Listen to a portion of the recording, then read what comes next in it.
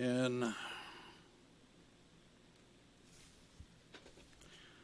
good morning and welcome to America's Web Radio. And this is David's Pick, as a matter of fact, where we interview, most of the time we interview veterans. And we have a special place in our heart for veterans. And we appreciate all that they've done for our country and hope that all the good that the veterans have done don't get wiped away by a Congress that doesn't know what they're doing. But anyway, we've got an experienced guest on our hands, and we're always delighted when somebody wants to come back and volunteers to come back. And we've got Jeff Hill, and if you don't recognize the name, I'll give you a little clue. Jeff was on, I don't know, a month and a half, 2 months ago, and he's the one that, I don't know if more guts and brains, or I would never say that about Jeff, but he's the one that flew around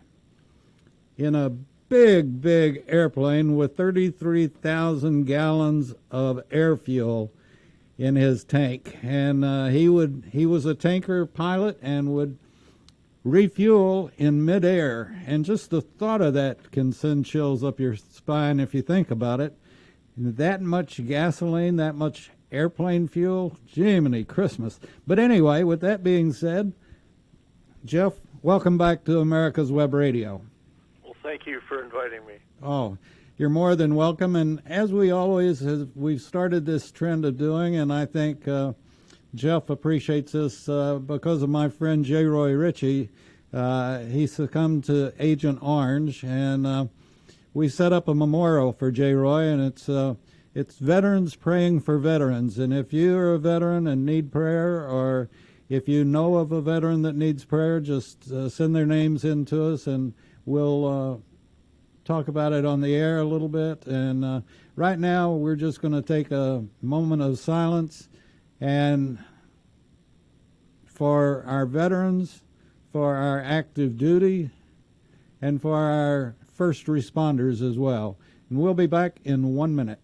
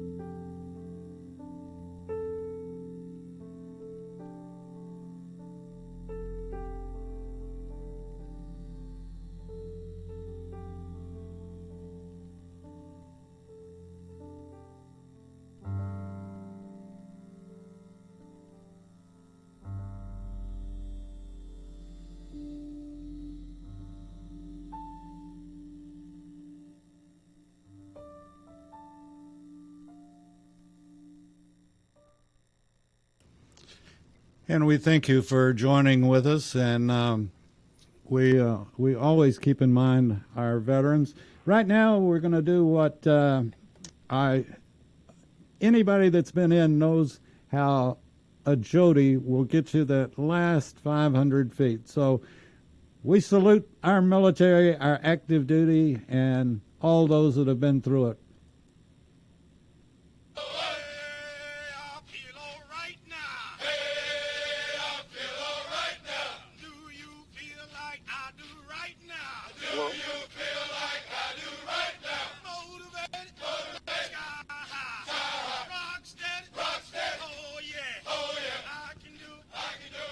Okay, Jeff, you remember those, don't you?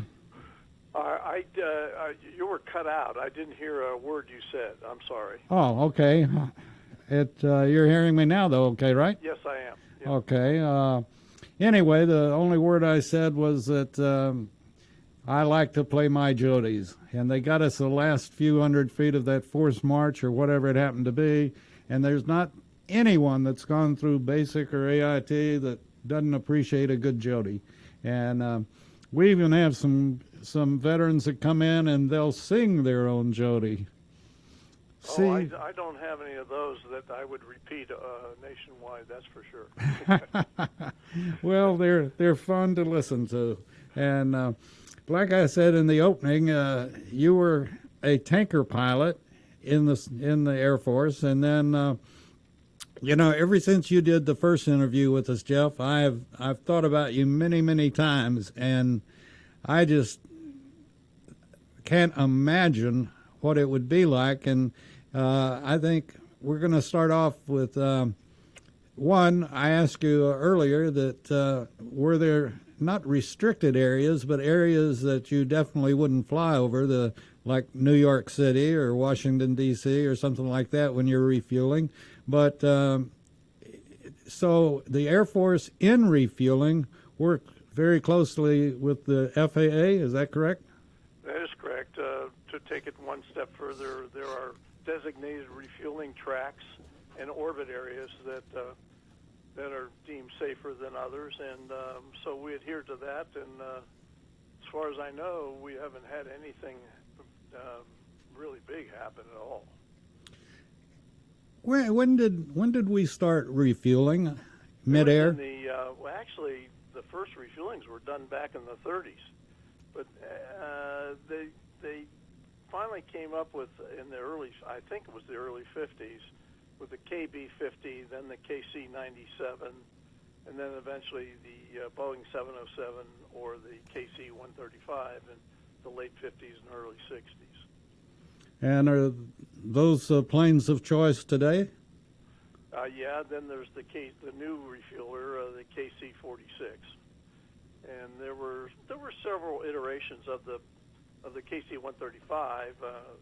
They beefed up the wings and upped the amount of fuel that it could carry, and I'll put bigger engines on them. But the next generation is the KC-46, which they're introducing into the Air Force right now.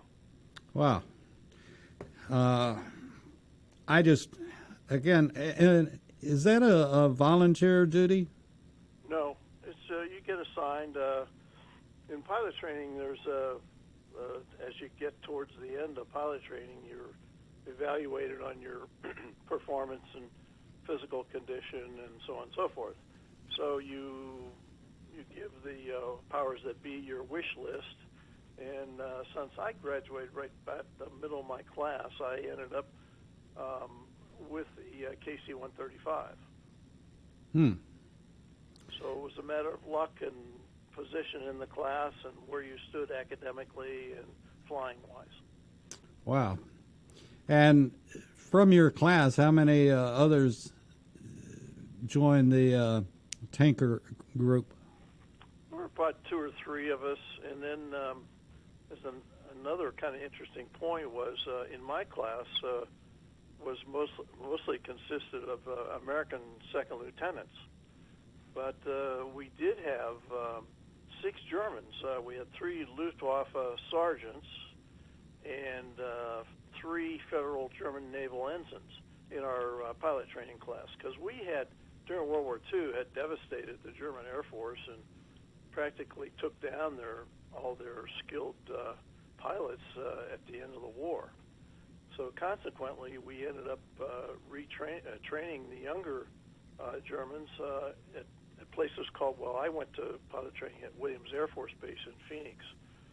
So, and they were a good group of guys, and we got along famously. If you were to, thinking back with all of your experiences, what is the most critical point? Is it hookup, or what's the most critical point in refueling? Actually, the critical point is not so much the refueling part; it's the takeoff, because that's when you're the heaviest. Yeah, when you're fully loaded and you're fully loaded, and our version of the KC-135, we could take off at I believe it was 299,600 pounds. Good. And then the critical part was how much water was on the runway, which way the which way the wind was blowing, or both, and then the length of the runway had a lot to do with it. So a lot of times in our flying in Southeast Asia, the big problem for the KC-135 was the rudder authority to keep your airplane straight in case you end up sliding across the runway because it was a heavy rain. So I can remember several times not being able to take off because of the crosswinds. And if you lose an engine, you have the inability to keep it straight. So that was the biggest, as far as I was concerned, that was the biggest risk. Obviously, there was a risk of being during the refueling area times up against the Laotian and the North Vietnamese border out over the Gulf of Tonkin. You always had the risk of being intercepted by a North Vietnamese aircraft, but it was not going to happen very much at all because they didn't have enough fuel to get to where we were. And you weren't about to loan them any, I bet. You weren't about to loan them any, were you? I beg your pardon? You weren't about to loan the North Vietnamese any fuel. That's correct. That's for darn sure. Yeah, they were hit and run, so it was interesting. We did get intercepted by a Chinese MiG, and I think I mentioned this in a prior program we had. And he just came up from Hainan Island and looked us over, and then he left. But I believe it was a MiG-19, as I recall. I think in the last time you were on, I think you said that you generally had 105 escorts. Well, we didn't have. They were. Yeah, or they Phantoms? ended up being escorts in part of the mission, the first half and the last half of the mission. But they were the bombers, and they were carrying the heavy loads.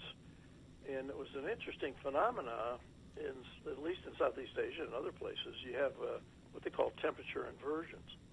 So the higher the temperature, the less your performance is. Mm-hmm. So since was an interesting, it's a good mathematical problem, is as we refueled the F-105s on their way up to Hanoi or wherever they were going, they got heavier and we got lighter.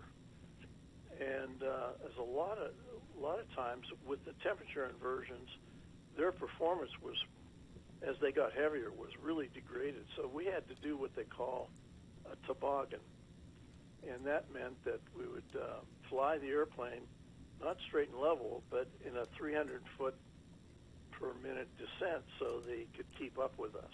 Because we had 4 engines, they had 2 plus a lot of bombs. So we had to accommodate, particularly the F-105s, because they could keep up with us in level flight, but they would burn a lot of fuel using their afterburners, and that makes it harder to control. So we did what they call the toboggan, and we would start out at 18,000 feet at 300 feet a minute while they refueled, and it could keep up with us. Interesting. So you had mentioned, well, I tell you what, we're going to take our first break right quick, and then we'll come back with Jeff Hill and talking about refueling, and I believe you got a couple of stories that you're going to tell us. So we'll be back right after this. Consider joining the U.S. Army. With training in fields like medical care, linguistics, and engineering, an Army career can amplify your efforts with humanitarian opportunities all over the world. Plus, you'll receive competitive pay and incredible benefits, so you'll be taken care of, too. Learn more at GoArmy.com. And we want to reinforce that a little bit with not only Go Army, but if you're a graduating senior from high school or college and you haven't made up your mind what you want to do, well, we highly recommend you take a look at the military. One of the branches has exactly what you want to do for the rest of your life. And I can guarantee that whether it's water or whatever, flying, whatever you're interested in, there is a branch of the military that can fulfill your dreams. And it's gotten to be quite a lucrative position to be in. And there's nothing better on your resume when you've gone through and come out of the military. And HR, human resource person, will take a look at it, and they'll know exactly that they've got a leader and they've got somebody that is assigned a mission and will accomplish it. So look at the military for your career. With that, we also want to mention the fact that we work very closely with the Georgia Military Veterans Hall of Fame, and Rick White just does an absolutely superb job.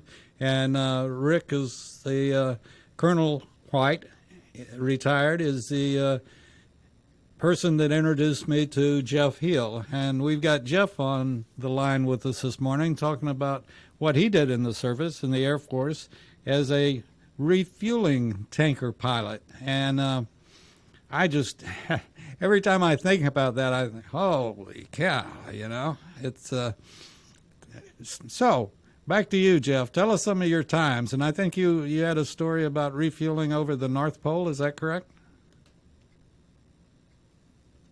During the Cold War, before in the first part of Gorbachev's reign in Russia, and we would refuel up over the North Pole, circling the North Pole, not exactly, but in that area.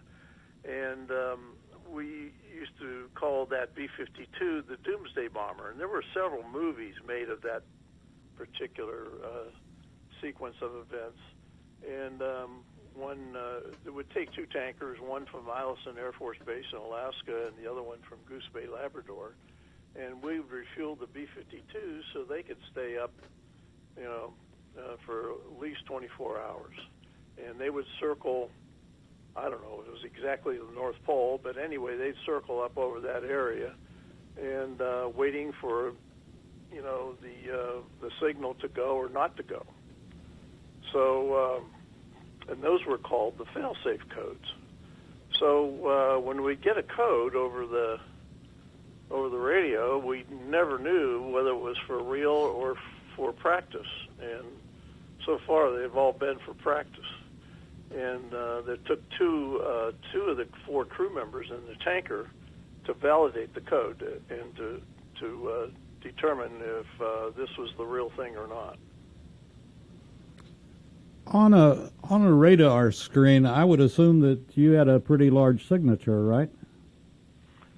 Yes, sir.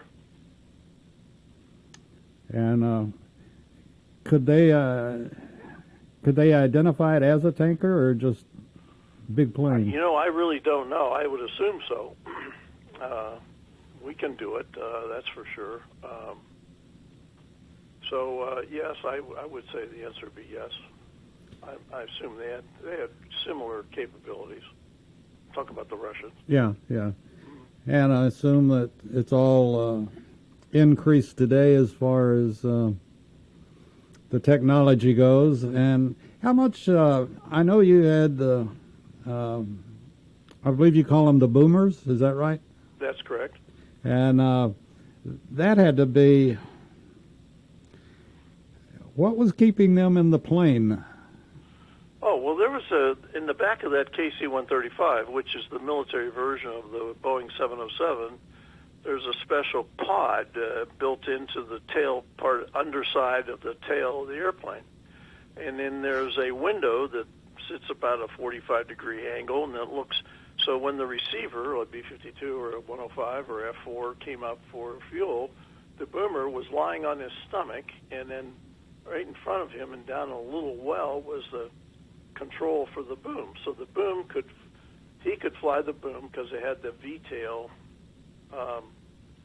aerodynamics, and he could fly the boom up and down and extend and retract the boom. And then also helping the receiver were these lights along the bottom of the KC-135 that told him in case there was a radio silent procedure, it would tell him to move forward, move aft, move down, move up, that kind of stuff. So he could get visual cues or talk to the boomer. And the boomer and the pilot of the receiving B-52 or F-4 would work in concert to stabilize the position, and then the boomer maneuvered the boom into the receptacle at the top, let's say at the top of the B-52 or whatever.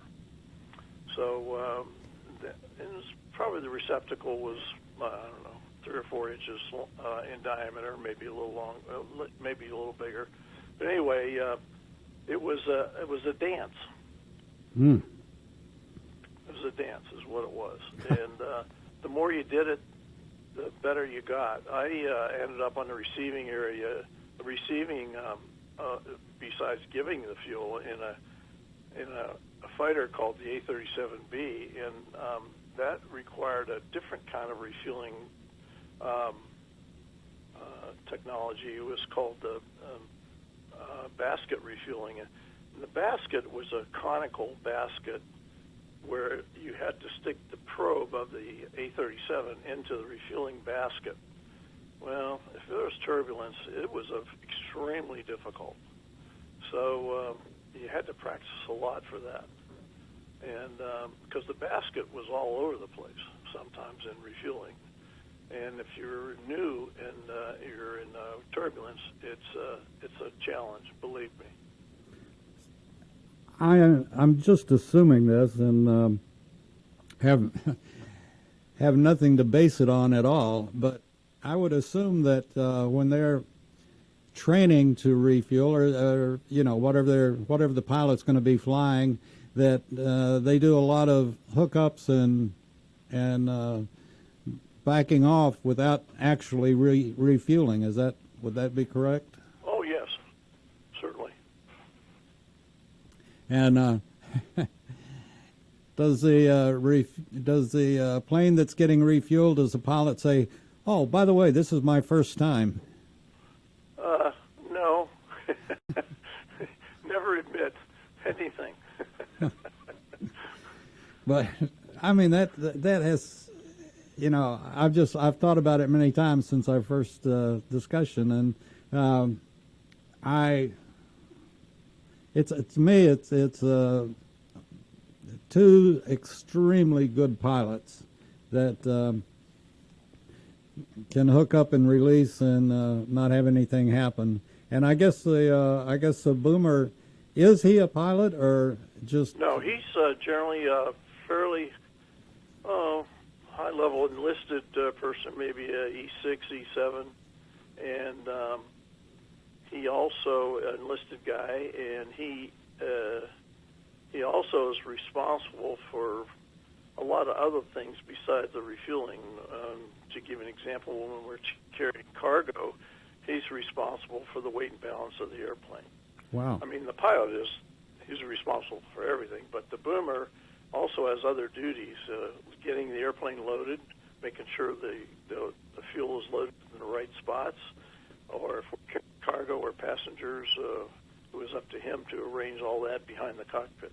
Now, it's a huge responsibility, by the way. Oh yeah, I would say so. Just the poundage exercise is a very important part. Now, did you all fly as a team? Yes. So you had the same Boomer all the time, basically. Yes. So when we would go to Southeast Asia, we all slept in the same hooch. In other words, it was like manufactured housing put up on concrete blocks to keep the snakes out. But anyway, we all stayed together as a crew, both officers and the Boomer. Because the navigator was an officer also. Both pilots were officers. And the Boomer, pretty mature guys, not just newbies. That I wouldn't want under any circumstance would be. Oops, this is my first time. Well, and you had another story you were going to relate to us, I think. Concerning, what was it? Do you remember? Something you mentioned this morning. Agent Orange? It may have been Agent Orange, but I don't know. You had talked about refueling over the North Pole, and then you had mentioned, and I have another. You said I have another story. Well, I was concerned about the Agent Orange that we talked about, right. How well the VA has treated me. Does you want to talk about that? Well, sure, we can. This was something I can't recall. This old age gets you sometimes with the remembering. You had mentioned That's okay. that you had another story, but I like the North Pole story, and the Agent Orange. Oh, I know what we're talking about is the Russian attempt to launch a nuclear weapon at Honolulu. Oh, yeah, that's it. I think that's what you're referring to. Correct. Okay, on March the 7th, 1968, the KGB, which was Yuri Andropov and the chief theoretician for the Communist Party, a guy named Mikhail Suslov, cooked up this rogue launch of a Russian submarine out of Vladivostok, the K-129, and this has been declassified maybe for 10 years, and it was the CIA's best operation ever. And what it amounted to is Suslov and Andropov, who later became for a short period of time the premier of Russia, cooked up this launch, this attempted launch at the United States, in other words, at Honolulu, with a 10-kiloton nuke weapon launched from a Type 2 submarine. What does that mean? Well, Type 2 was a Russian version of the submarine that could launch a missile submerged. Well, prior to this time, in the more halcyon days of the Russian-Chinese relationship, the Russians gave the Chinese 2 Type 1 submarines, which meant that they had to surface in order to launch a missile. So, Suslov and Andropov cooked up this rogue launch and sent the Spetsnaz ONAS, which are the Naval Special Forces, onto the submarine in Vladivostok and told the captain he had to leave right away on a secret mission. So off they go, heading east towards Hawaii, opened the orders, and the orders were to surface 400 miles northwest of Pearl Harbor and launch a nuclear weapon at Honolulu. And the story was, it was the Russians who were occasionally fighting the Chinese on the Sino-Soviet border at the time, wanted the United States to think it was a Chinese launch, because before they left Vladivostok, they serviced the boat with Chinese oil and Chinese this and Chinese that. So they surfaced the boat 400 miles northwest of Pearl Harbor and prepared to launch a nuke weapon at Honolulu. Now, this is March 7th, 1968. Well, just like a lot of corporations and military, we tend to compartmentalize our information because you don't need to know this. Well, that happened because what happened is the Spetsnaz ONAS, the Special Forces, locked the captain and his crew in the forward and aft compartments of the submarine, locked the doors, surfaced the boat, and attempted to launch the missile. Well, what they didn't count on is they knew nothing about the fail-safe codes, which we talked about just earlier in this conversation. They knew nothing about the fail-safe codes. Well, what had happened was the United States geeks, in other words, the guys that invented this software and the hardware to broadcast these codes, gave the Russians the technology. And you think, well, you scratch your head and you think, why in the heck did they give the technology to the Russians? Well, you have to understand, back then, and even now, it's mutually assured destruction. So it didn't make any difference who launched the nuclear weapons first. So what happened is they learned, Andropov learned of this, of the ability to launch a nuke, didn't know about the fail-safe codes, sent the Spetsnaz on this mission, locked the captain and his crew in their compartment, forward and aft compartments, and pushed the button, surfaced the boat, and pushed the button to launch the missile. Well, what happened is it defaulted. The explosion was not nuclear; it was conventional, and it exploded on the missile's warhead while it was still in the launch tube of the submarine. Well, what happened is the force was so high that it broke the submarine in two and sank it in 17,000 feet of water. Gee. So everybody died. And so the Soviets, in the ensuing days, were scratching their heads trying to figure out where their submarine was. Well, it was on the bottom of the ocean, 400 miles northwest of Pearl, but they didn't know it. So there's a book out called Red Star Rogue that tells this story in detail. It's the most fascinating book I've ever read. In fact, I've read it 4 times, and each time you pick up little tidbits of information. So what happened is that there was a University of Hawaii research ship out of Maui or somewhere, wherever they docked the boat, and they noticed all this stuff floating on the top of the water, on the surface of the water, 400 miles northwest of Pearl.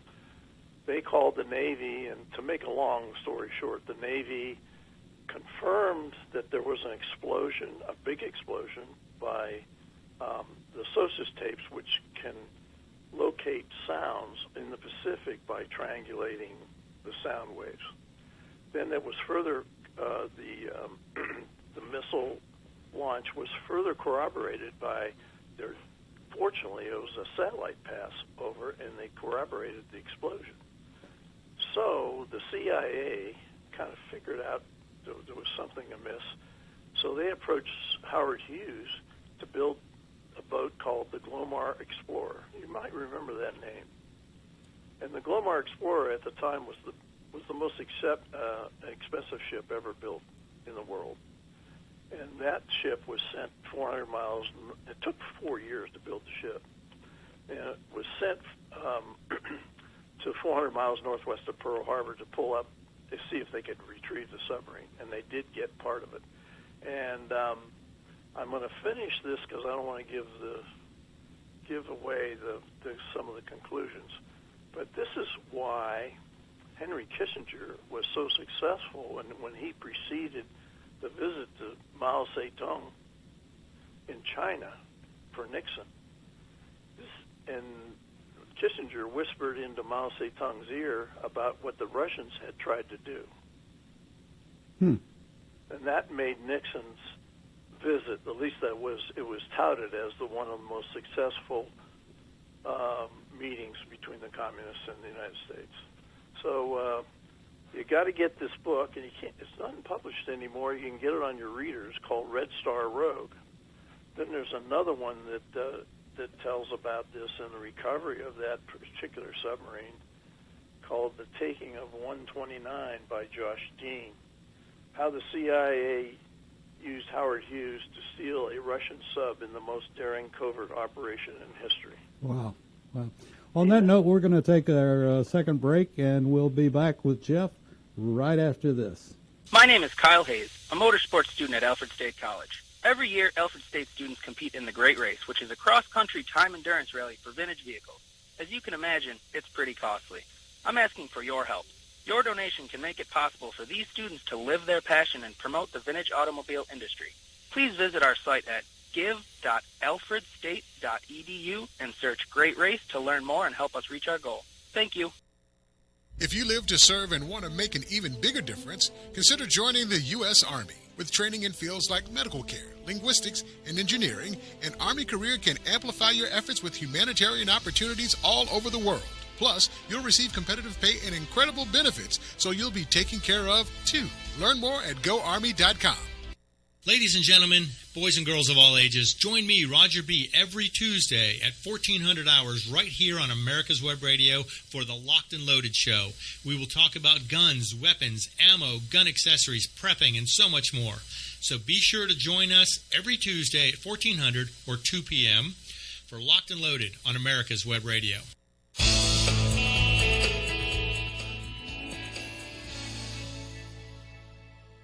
This is America's Web Radio. Would you like to have a show, talk about your business, or express your opinion on America's Web Radio? Just email gm@americaswebradio.com. Jeff, how you doing? Fine, sir. Good. Please don't stir me. I'm just a grunt.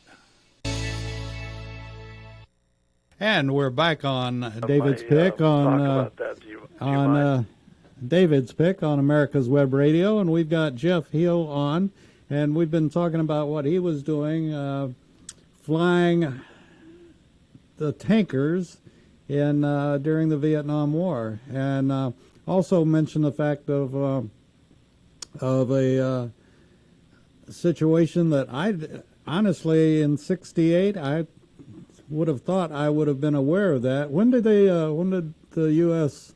open that history up? I think it was only 10 years ago. Oh, okay. So that's a good reason I wouldn't know anything. The point of my story is that in the tanker business, one of the things that we did is what they call the Pony Express. And we would have 3 tankers nose to nose, a mile apart, 1,000 feet separation, with 4 fighters on each tanker. So it was a 15 airplane gaggle that would meet up outside San Francisco and go to Hawaii and land, and the next day go to Guam and land, and so on and so forth, all the way to Vietnam. So we used to call that the Pony Express. Well, guess where I was on March 7th, 1968? I was on the first leg to Honolulu, and I was in Honolulu that day that the launch failed. Wow. So I always ask people if they're geeks, and because the geeks are the ones that saved our lives. Interesting. So geeks are good. Or when it breaks, you might not think they're so good. Right. But well, you never know. after you've had a power failure and you're down for a little while, why didn't they figure that out before? Anyway, so that's a very interesting story, and I guess it really put a little red on the Russians' face, didn't it? Yeah, you have to understand, that was all KGB done. You know, that wasn't the Russian people. That was strictly the KGB. You have to wonder if Putin was involved in some way or the other.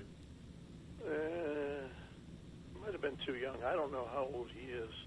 Could have been. Who knows? Yeah, I certainly have no idea how old he is, but well, that's very interesting, and I'm sure, like all other branches, that and like you said, a lot of times y'all would go out with more than one tanker and so forth, and so when you'd come back and after the debriefing, the official debriefing, I'm sure there was some debriefing going on in the O Club and or the local bar or wherever, and y'all had to swap some great stories. Usually, I found that to be true when I was flying in the fighter squadron after my tour, 2 tours in Vietnam. But yeah, we'd have a debriefing, particularly in the fighters, because everything happens so quickly that you know, you end up making mistakes no matter what. Hopefully they're not fatal. You know, and so you have this, everybody takes their rank off, so to speak, and you have this really, really deep discussion about, Colonel, you screwed up. You shouldn't have done that. You know, that kind of stuff. And so that went on, yes.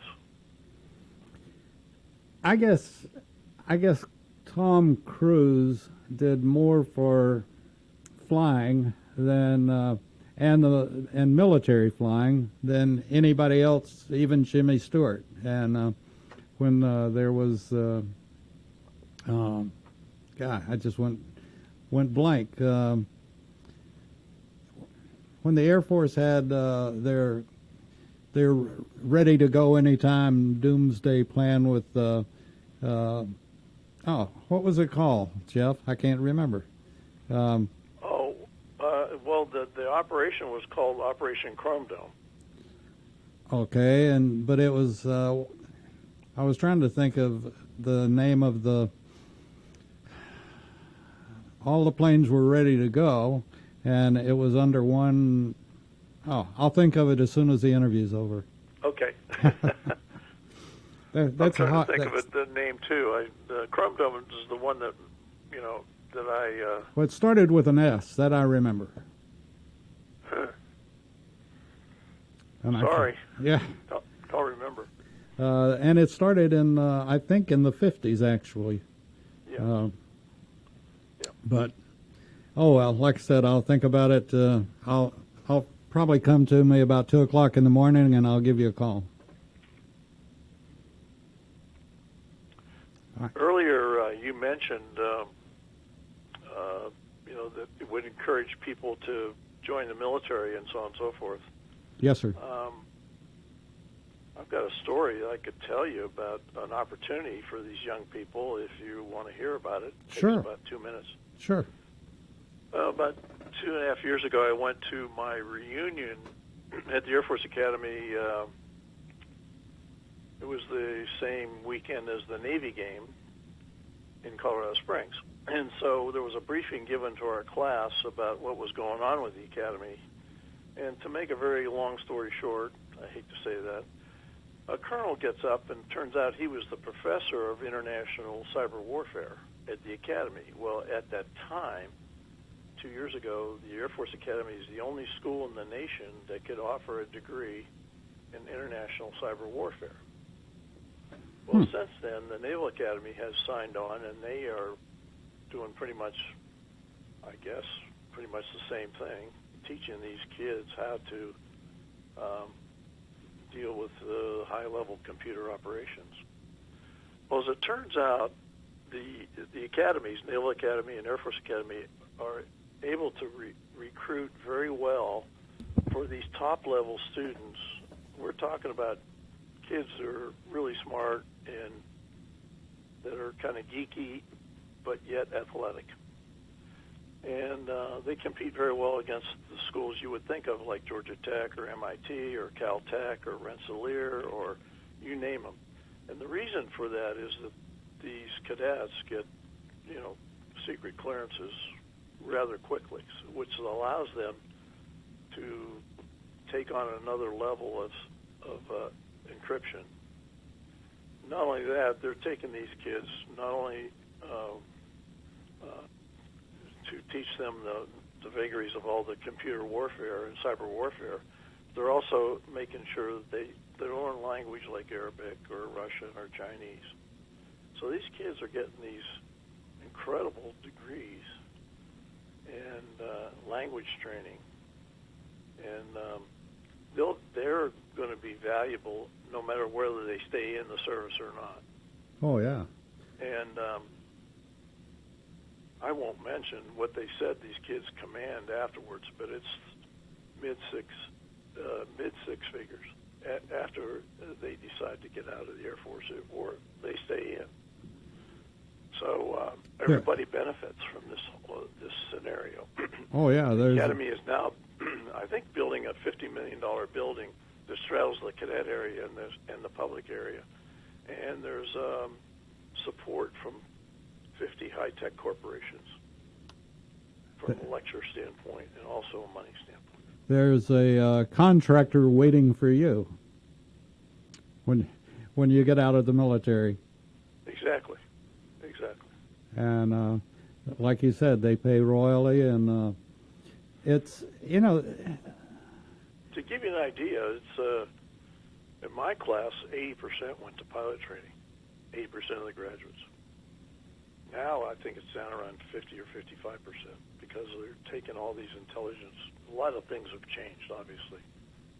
Robotic airplanes, for example. I started to say, how do you feel about, a lot of the planes, quote unquote planes in the Middle East were being flown in Florida? That's right. And I like that idea because you just don't want to get captured. no, by anybody. By anybody. Exactly. Do you think this area will grow in? Well, I don't think there's any doubt. There's no doubt about it. The artificial intelligence is, going leaps and bounds in terms of what they're able to do. And that's, you know, I read somewhere the other day, Aviation Week or something like that. I can't remember. You know, we're looking at maybe a formation of 4 fighters. One has the leader has a pilot. The other 3 are robots. Wow. Now, would they be being flown by that one, or would it strictly be pre-programmed, or how would that work? Who knows? I don't know. Probably the Russians would like to know that too. Oh, I'm sure. But that's an interesting concept, and you know what? So on your plea to the kids to consider the military, some of these deals now are the best deals going. We're talking. I would assume Naval Academy is pretty much the same or more, but it's $450,000 for 4 years. This is what it costs the government to send a kid through the Naval Academy or West Point or Air Force. Wow. I had no idea it was that kind of price tag. Yeah, it's not cheap.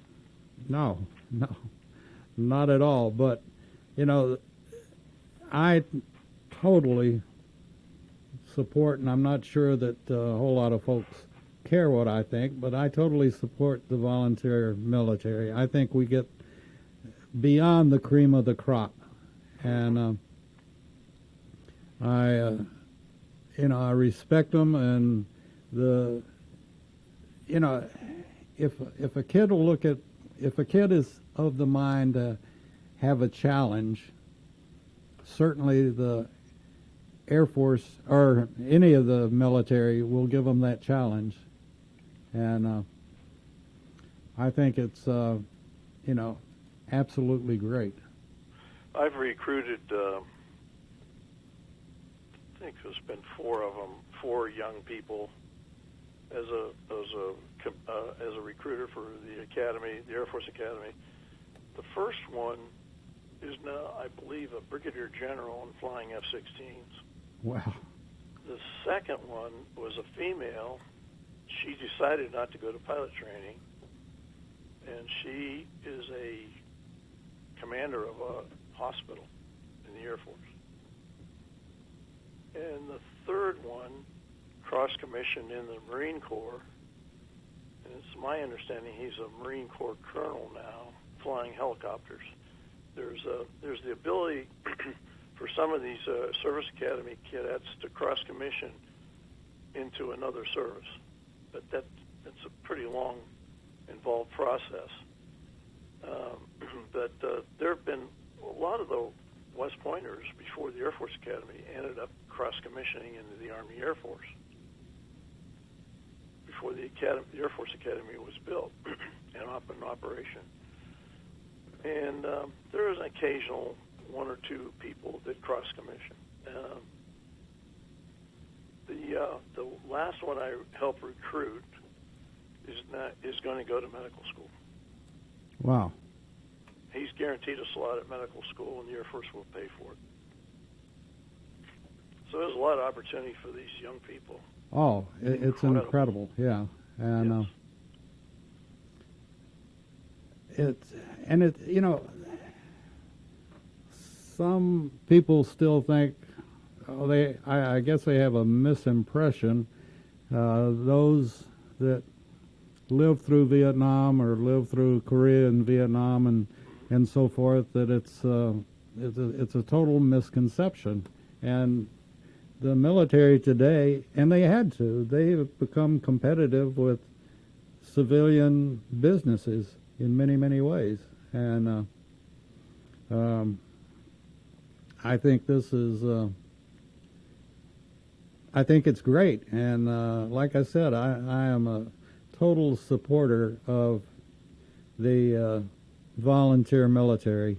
And like I said earlier, I think I think our military today has above the cream of the crop in it. And there's so many positions too that a lot of women don't understand that women can take. Everybody thought that, oh, if a woman's in the military, she has to be a nurse. Not anymore. Well, I'll give you an example of that. My roommate at the academy ended up at the Pentagon as a lieutenant colonel, and this was in the early 70s, and he was given the job to write the protocol for President Nixon to force the Air Force, the academies, the Naval Academy, West Point, Air Force, blah, blah, blah, to accept women. So he wrote that, and of course there was a lot of pushback, as you can well imagine, but it got through, obviously. So the first females started at the service academies in 1976, and the first graduating females were 1980, 4 years later. Well, I don't know about the Naval Academy or West Point, but the Air Force Academy's first female graduations was 1980, obviously, and out of that group, there were 3 female astronauts. Wow. Now that's how well they did. That's a little unknown story, isn't it? It is, isn't it? Now, some people just don't want to retell it. I wonder if those 3 have gone with the civilian portion of. Oh, I'm sure they have. I mean, if they were commissioned in 1980, it'd be 20, 30. They'd be beyond their ability to stay in the Air Force, so they would have had to retire at least, unless they made general, at least 10 or 15 years ago. Yeah. Well, I always mention the fact that I'm very proud of my son that's a major in the Air Force, as a matter of fact, and he's done quite well, and you know, I don't think I think he'll career it for sure, and I'm very, very proud of him. And congratulations.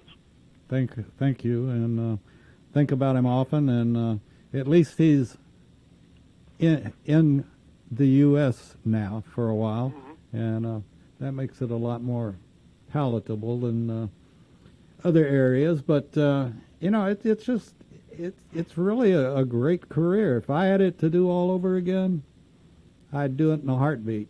I probably wouldn't be Army. I'd probably do like my son and go Air Force or something.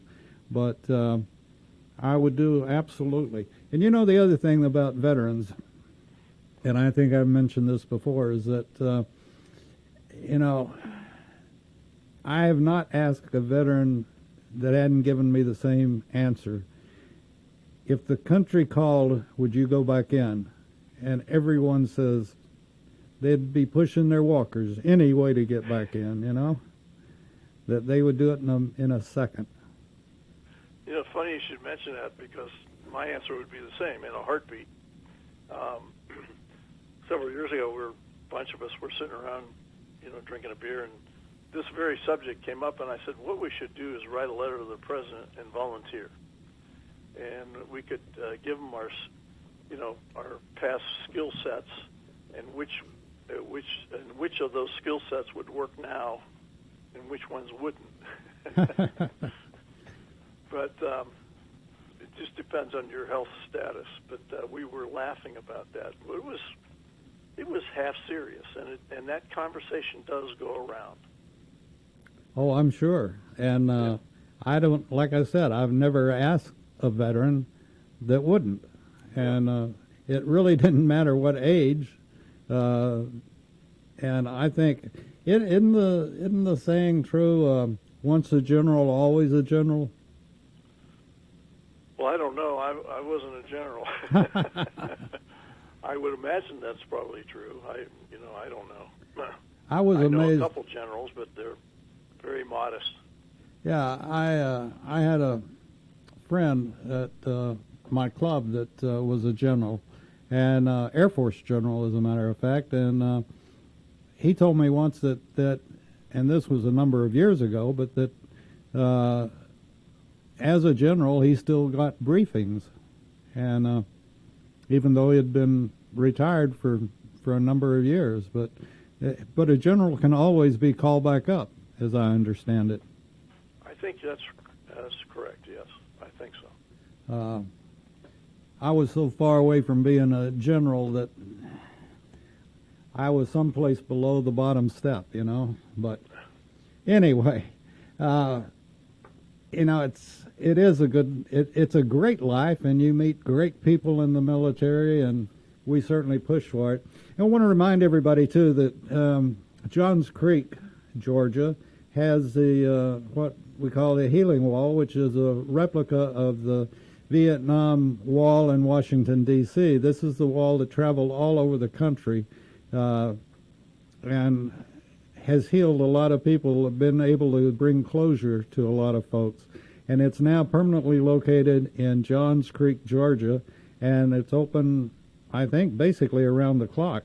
And you can go to it, and very shortly they'll have a kiosk that will have a computer, and you can locate names easily. And so we invite you to go to that. Also in Georgia, like I mentioned earlier, is the Georgia Military Veterans Hall of Fame. And Rick White, I can't say enough about Rick and the job he does with the Hall of Fame. And it's certainly put it on your bucket list to do and see if you live in Georgia or live in Atlanta and you haven't been there, or if you're traveling to Georgia, assuming traveling opens up again in the near future. But put it on your list to go to it, because it is great and a rewarding time to look at all of the real heroes. And you know, not a one of them is in a basketball uniform, I don't think.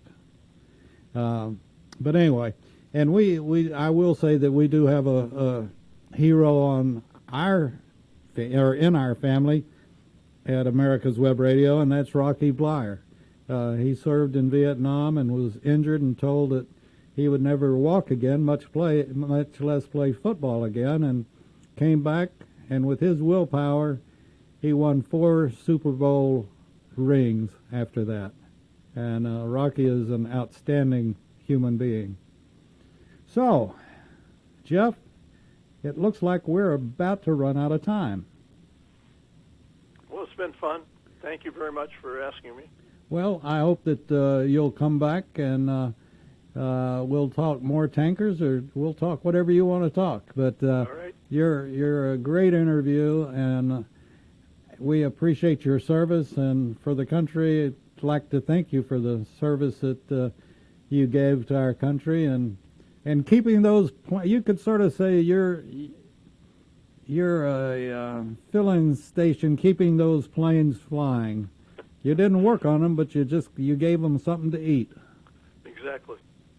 And you know, if you think about any of some more of your experiences that would blow our mind, well, let us know. And thank you again for being on, and we look forward to you coming back and being with us again. Well, thank you, sir. Take care. Thank you. You too.